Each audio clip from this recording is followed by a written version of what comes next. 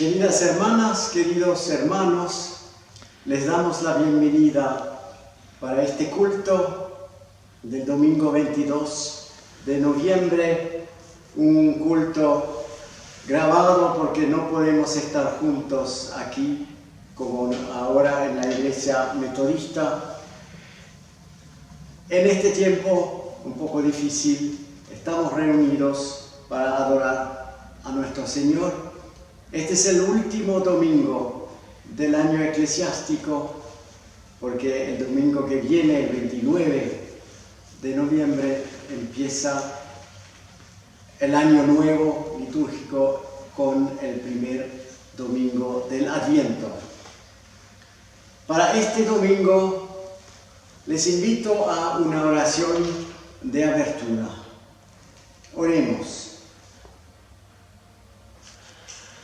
Nuestro Dios, quien estás entre nosotros, a pesar de la separación física, quien estás con nosotros, aquí en Suiza o en algún lugar lejano en América Latina, quien estás en nuestras casas, en los hospitales, en los hogares de ancianos, en las cárceles y en la calle, en las escuelas y las guarderías.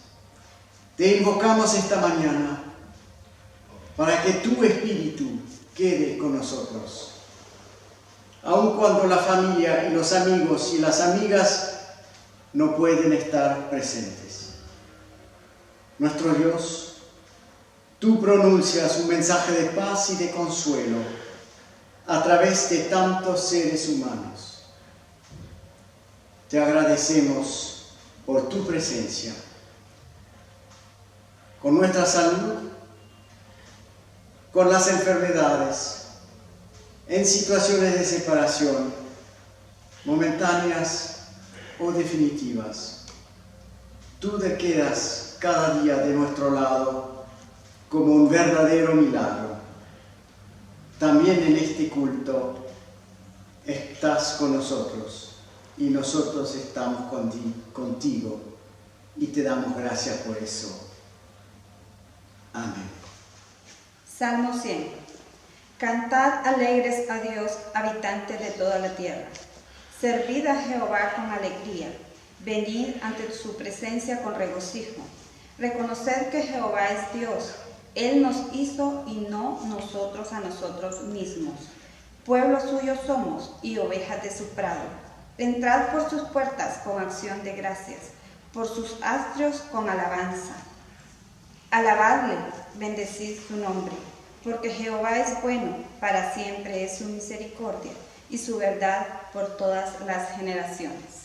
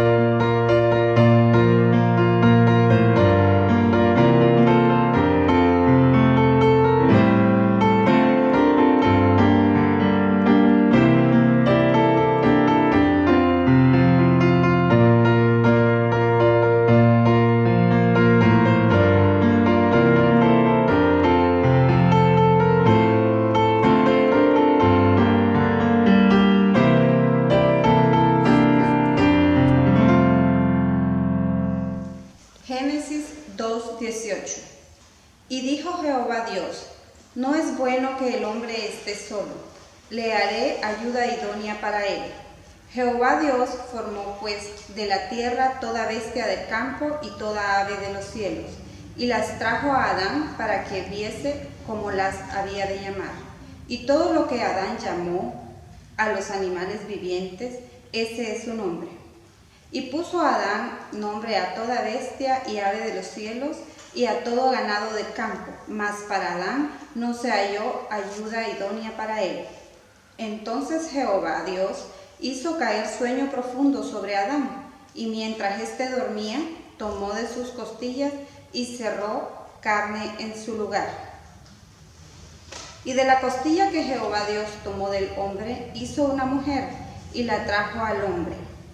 Dijo entonces Adán: esto es ahora hueso de mis huesos y carne de mi carne. Esta será llamada varona, porque del varón fue tomada. Por tanto dejará el hombre a su padre y a su madre, y se unirá a su mujer, y serán una sola carne. Y estaban ambos desnudos, Adán y su mujer, y no se avergonzaban. Pero la serpiente era astuta, más que todos los animales del campo que Jehová Dios había hecho, la cual dijo a la mujer: con que Dios os ha dicho, no comáis todo árbol del huerto. Y la mujer respondió a la serpiente: del fruto de los árboles del huerto podemos comer, pero del fruto del árbol que está en medio del huerto, dijo Dios, no comeréis de él, ni le tocaréis, para que no muráis. Entonces la serpiente dijo a la mujer: no moriréis, sino que sabe Dios que el día que comáis de él, serán abiertos vuestros ojos, y seréis como Dios, sabiendo el bien y el mal. Y vio la mujer que el árbol era bueno para comer, y que era agradable a los ojos, y árbol codiciable para alcanzar la sabiduría, y tomó de su fruto, y comió, y dio también a su marido, el cual comió con ella. Entonces fueron abiertos los ojos de ambos, y conocieron que estaban desnudos. Entonces cosieron hojas de higuera, y hicieron delantales. Y oyeron la voz de Jehová Dios que paseaba en el huerto, al aire del día. Y el hombre y su mujer se escondieron de la presencia de Jehová entre los árboles del huerto. Mas Jehová Dios llamó al hombre y le dijo: ¿dónde estás tú? Y él respondió: oí tu voz en el huerto y tuve miedo porque estaba desnudo y me escondí. Y Dios le dijo: ¿quién te enseñó que estabas desnudo? ¿Has comido del árbol que yo te mandé que no comieses? Y el hombre respondió: la mujer que me diste por compañera me dio del árbol y yo comí. Entonces Jehová dijo a la mujer: ¿qué es lo que has hecho? Y dijo la mujer: la serpiente me engañó y comí. Y Jehová Dios dijo a la serpiente: por cuanto esto hiciste, maldita serás entre todas las bestias y entre todos los animales del campo.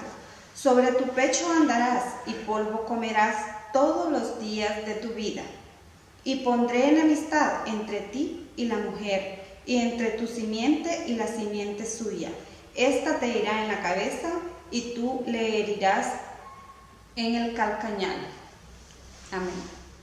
Hechos capítulo 4, 32 al capítulo 5, 11. Todas las cosas en común. Y la multitud de los que habían creído era de un corazón y un alma, y ninguno decía ser suyo propio nada de lo que poseía, sino que tenían todas las cosas en común. Y con gran poder los apóstoles daban testimonio de la resurrección del Señor Jesús, y abundante gracia era sobre ellos. Así que no había entre ellos ningún necesitado, porque todo lo que poseían, heredades o casas, las vendían y las traían al precio de lo vendido. Y lo ponían a los pies de los apóstoles, y se repartía a cada uno según su necesidad. Entonces José, a quien los apóstoles pusieron por sobrenombre Bernabé, que traducido es hijo de consolación, levita natural de Chipre, como tenía una heredad, la vendió y trajo el precio y lo puso a los pies de los apóstoles. Pero cierto hombre llamado Ananías, con Zafira su mujer, vendió una heredad y sustrajo del precio, sabiéndolo también su mujer, y trayendo solo una parte, la puso a los pies de los apóstoles. Y dijo Pedro: Ananías, ¿por qué llenó Satanás tu corazón para que mintieses al Espíritu Santo y sustrajeses del precio de la heredad? Retirándola, ¿no se te quedaba a ti? ¿Y vendida no estaba en tu poder? ¿Por qué pusiste esto en tu corazón? No has mentido a los hombres, sino a Dios. Al oír Ananías estas palabras, cayó y expiró, y vino un gran temor sobre todos los que lo oyeron. Y levantándose los jóvenes, lo envolvieron y sacándolo, lo sepultaron. Pasó un lapso como de 3 horas. Sucedió que entró su mujer, y no sabiendo lo que había acontecido. Entonces Pedro le dijo: dime, ¿vendisteis en tanto la heredad? Y ella dijo: sí, en tanto. Y Pedro le dijo: ¿por qué conveniste en tentar al Espíritu del Señor? He aquí a la puerta a los pies de los que han sepultado a tu marido, y te sacarán a ti. Al instante ella cayó a los pies de él y expiró. Y cuando entraron los jóvenes, la hallaron muerta. Y la sacaron y la sepultaron junto a su marido. Y vino gran temor sobre toda la iglesia y sobre todos los que oyeron estas cosas. Queridas hermanas, queridos hermanos, el relato de la muerte de Ananías y de Zafira no es solamente extraño, sino también chocante. Una pareja muere porque entregó solamente la mitad del precio de la venta de su terreno a la iglesia. Parece que estamos lejos del mensaje de la gracia y del perdón de Cristo. Y me pregunto, ¿qué hay que hacer con un pasaje bíblico que proclama: cuando alguien tiene una mala actitud, sufrirá el castigo de Dios? Entonces veamos el texto. Según parece, al principio, los primeros cristianos de Jerusalén pensaban y sentían todos de la misma manera. Todo era de todos. Los bienes se habían puesto en común. Bernabé, quien acompañaría más tarde al apóstol Pablo, vendió su terreno y puso el dinero a disposición de la comunión de los creyentes. La noción de este texto es clara. Ningún miembro de la comunidad tiene que sufrir de la pobreza. Con la venta de los bienes de los más ricos se puede ayudar a los más pobres. Los primeros cristianos de Jerusalén practican concretamente lo que Jesús había anunciado. Llegará el reino de Dios con un llamado a la justicia social. Reina en Jerusalén algo que se asemejaría a un paraíso terrenal, a lo que fue con Adán y Eva en el jardín de Edén. Sin embargo, con el principio del capítulo 5 que hemos escuchado, cambia bruscamente la situación. Aparece en el relato un hombre llamado Ananías y su esposa Zafira, enfrentados por Pedro por haber transgredido una norma establecida. Pero ¿de qué norma, de qué transgresión se trata? El personaje central del texto es Pedro, el discípulo de Jesús, el fundador de la Iglesia de Roma, el primer papa, según dicen los católicos. Pedro es el portavoz de los 12 discípulos, es el jefe de la comunidad de cristianos de Jerusalén y él lidera una investigación implacable. Con pocas preguntas, desarma la aparente honestidad de Ananías. En el versículo 4 dice: ¿acaso el terreno no era tuyo? Y puesto que lo vendiste, ¿no era tuyo el dinero? Eso quiere decir, Ananías podía conservar su campo o venderlo. El evangelista Lucas, quien escribe los Hechos de los Apóstoles, muestra a través de las preguntas de Pedro que la venta del terreno no era obligatoria. Ananías hubiera podido quedarse con él y eventualmente compartir con la comunidad su producto. La culpa de la pareja es el haberse quedado con una parte del dinero de la venta de su terreno sin declarar el total del precio. No fueron honestos con la comunidad y esto es imperdonable para Pedro. Enfrentado a la verdad y a la actitud intransigente de Pedro, Ananías cae muerto inmediatamente y es enterrado por jóvenes con una rapidez que sorprende. Y 3 horas más tarde, Safira se hace presente en la comunidad, ignorante de lo que ha sucedido, y se repite la situación cuando Pablo la enfrenta. No dice la verdad, esconde el monto de las ganancias de la venta del terreno.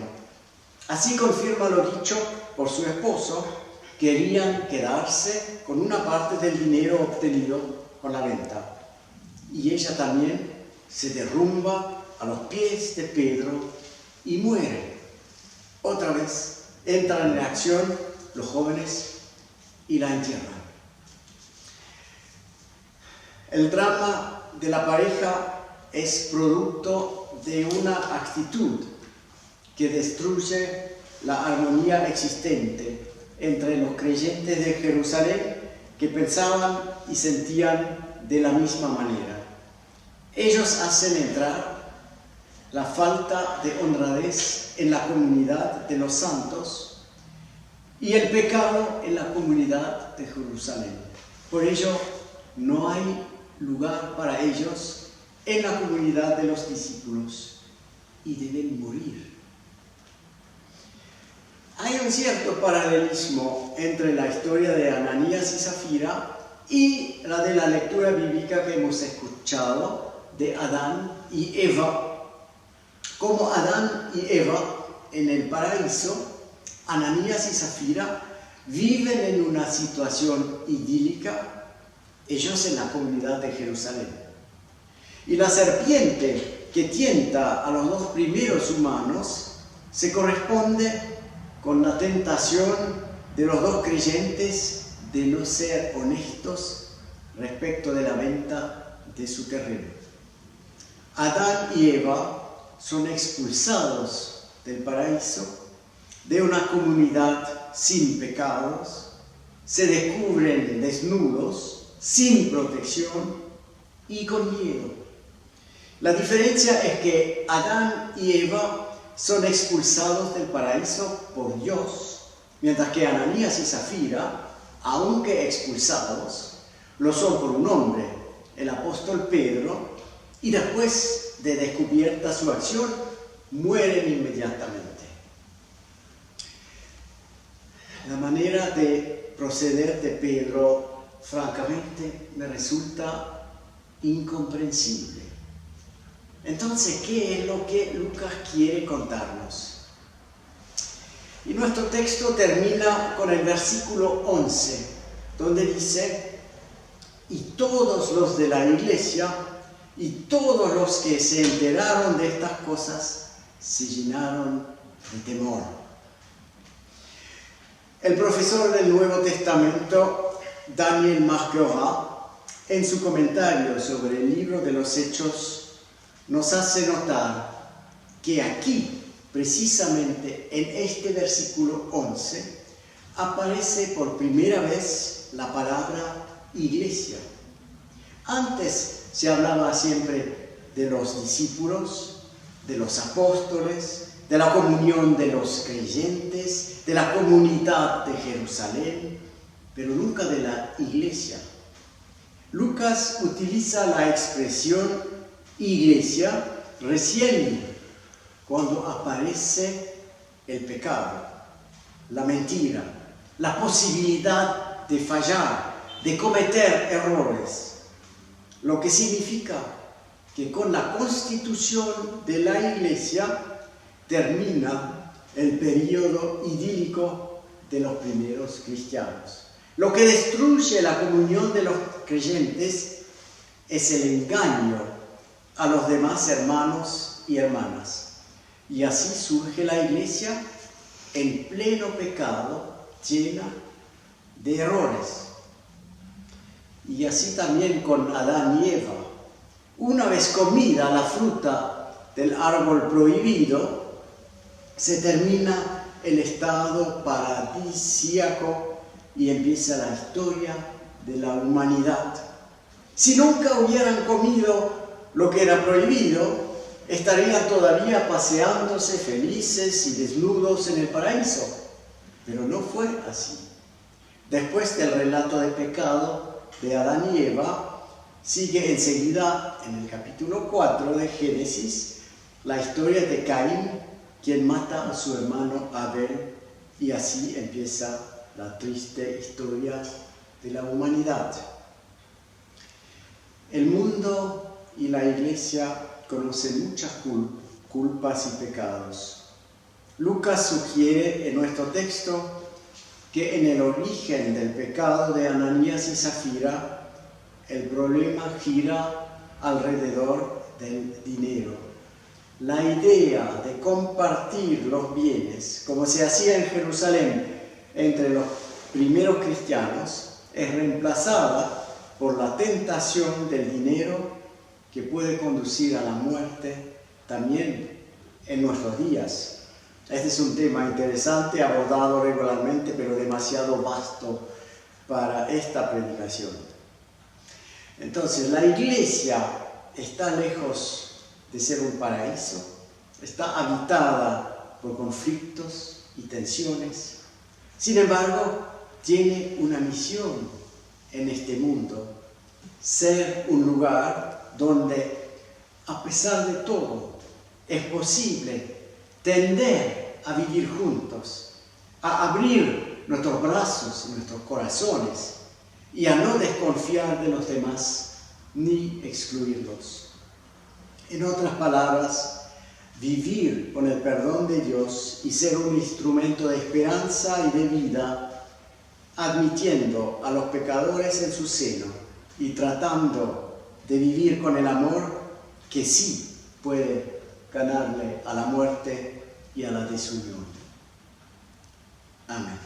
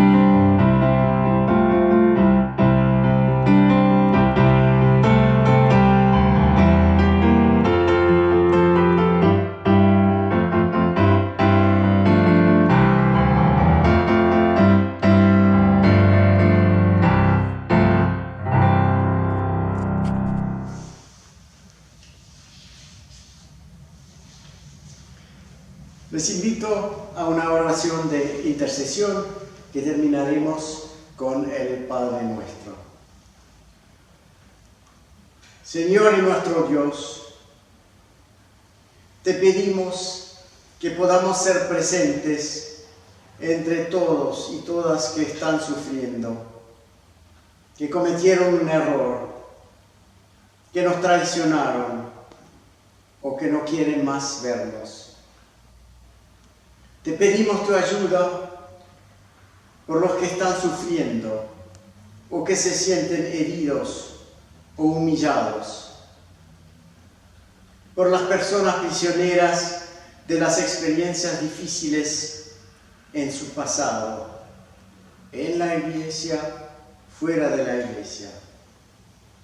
Por aquellos y aquellas que sufren por su debilidad o sus depresiones. Te pedimos por nosotros, porque nos cuesta hacer confianza, nos cuesta vivir con esta pandemia y sus consecuencias, y a veces nuestra paciencia llega a sus límites. Te pedimos por este mundo convulsionado, por nuestras familias y amistades que viven lejos de aquí, por nuestras casas, ciudades y pueblos, lugares de trabajo. Tú eres el resucitado, quien no nos abandona. Y por eso podemos orar todos juntos la oración que tu Hijo nos enseñó. Padre nuestro que estás en los cielos, santificado sea tu nombre. Venga a nosotros tu reino. Hágase tu voluntad, así en la tierra como en los cielos. El pan nuestro de cada día, dánoslo hoy. Y perdónanos nuestras deudas, así como nosotros perdonamos a nuestros deudores. Y no nos dejes caer en la tentación, mas líbranos del mal, porque tuyo es el reino, el poder y la gloria, por los siglos de los siglos. Amén. Entonces reciban la bendición de nuestro Señor, que el Dios humilde y cercano nos acompañe. Que sea luz en nuestros caminos nocturnos y luz en un mundo oscuro.